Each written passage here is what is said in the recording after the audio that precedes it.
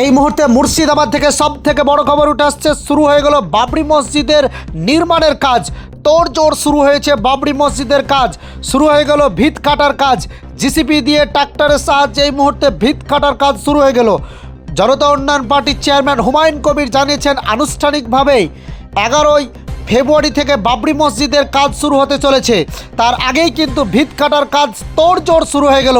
এই মুহূর্তে সব থেকে বড় খবর উঠে আসছে মুর্শিদাবাদ জেলা থেকে। শুরু হয়ে গেল বাবরি মসজিদের ভিত কাটার কাজ, অর্থাৎ দীর্ঘ প্রতীক্ষার অবসান। ইতিমধ্যে বাবরি মসজিদের ডিজাইন সামনে এনেছেন। এই মুহূর্তে সব থেকে বড় খবর, বাবরি মসজিদের কাজের তোড়জোড় শুরু হয়ে গেল। চলছে ভিত কাটার কাজ জিসিবির সাহায্যে।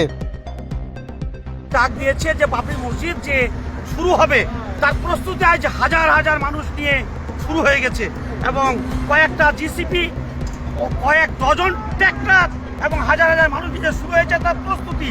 আগামীকালকে 1000 থেকে 1200 হাফেজকারী মৌলানা মুফতি নিয়ে পবিত্র কোরআন মাজিদ পাঠ করে যে শুরু করবেন যে কাজ, তার প্রস্তুতি শুরু হয়ে গেছে। সমস্ত দেশবাসীকে বলবো, জাতি ধর্ম বর্ণ নির্বিশেষে দল নির্বিশেষে মানুষ দেখতে শুরু হয়েছে। আগামীকাল খাস করে মুসলমান সমাজের পবিত্র কোরআন মাজিদ পাঠ করে শুরু হবে বাবরি মসজিদ।